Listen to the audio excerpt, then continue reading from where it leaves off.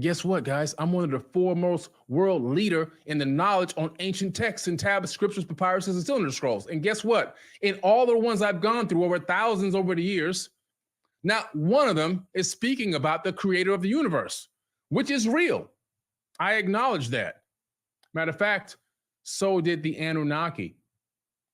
They claimed to know that they were going to get in trouble for what they did on this planet by the creator of all, which tells you that they knew they weren't the creator of all, that there was somebody even above them, an entity, an energy, a life force of something above them that had a say-so, and they would have to find judgment one day. So they knew they weren't God, even though they masqueraded as God. They became the gods of the Torah and the Talmud and the Bible and the Quran and all these texts. You have the people of the Jewish faith, which originally begin in that same region and migrate down into Ethiopia. Migrate through Egypt. They go through Egypt first, down into Ethiopia, which is in Africa. Egypt is in Africa, and so is Ethiopia. And they get down there, and they begin to build temples and worship and all that good stuff. Matter of fact, the people down there are jet black, blacker than this shirt I have on. Let me show you a picture of these Jews, in my opinion, are the oldest version of the Jewish faith. They're so old that they weren't even aware of the Holocaust. They had discovered about the Holocaust not too many decades ago. They didn't even know it existed. These are the Jews. And if you go to Ethiopia, you can go to temple and you can see them worship and you can see them read from the Torah and you can see them speak in Hebrew and write in reverse and all that good stuff. Those are the Jews. Okay? Those are the Jews. And so I did a whole video on this a few months back, which talked about the story of the Black Jews. Matter of fact, I may add that to this video.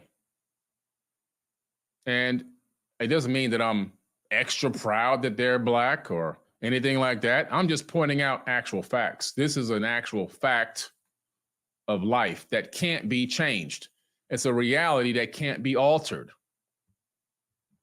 As a matter of fact, when Moses left and went down there, he actually married a Black Ethiopian wife. This is in the Bible. This is, you can read the whole description right there. It tells you specifically exactly what happened there. Okay.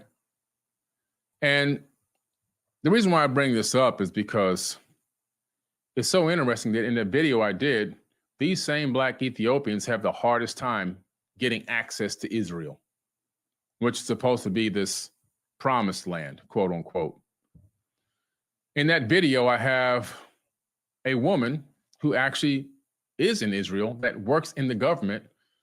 And specifically, she's talking in my video about the hardest time she has getting, attacking racism in a way to get it reduced and to stop it from happening. And that many people who finally do make it to Israel that are Black, these Black Jews, original Black Jews, are just homeless. Some of them are even living in the streets. And they're heavily, I guess, oppressed there. And so she said it was a big challenge that she's trying to find a way to overcome, but she doesn't have a lot of help on that end. And so it's a lot of work, and she was a little overwhelmed. And that's an actual video that you can find right here on this Forbidden Knowledge podcast. And the point that I'm trying to make here is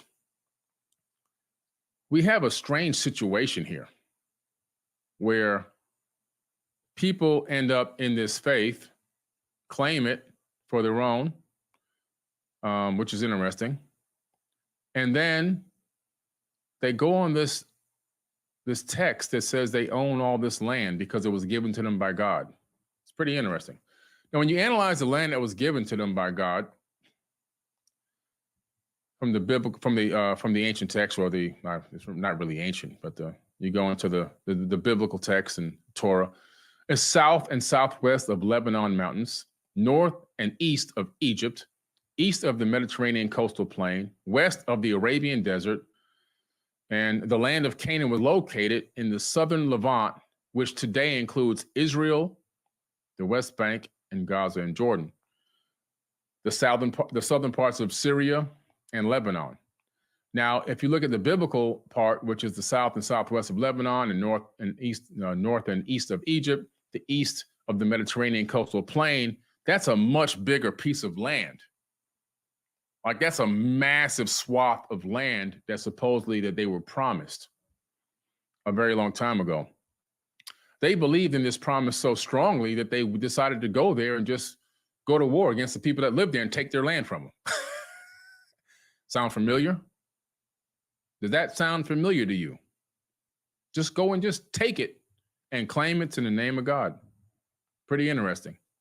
Sounds like what the Europeans did to a lot of continents on this planet. It's just a fact. I'm just spitting facts. I'm not getting emotional. I'm not throwing in my own, stuff into this. I'm not flaming any fires. I'm not trying to gaslight anybody. I'm giving you absolute verifiable facts that anyone can go learn in school right now. Okay? This isn't forbidden knowledge tonight. This is fact knowledge. And so they go there and they take it. By Compendium of the Emerald Tablets by Billy Carson.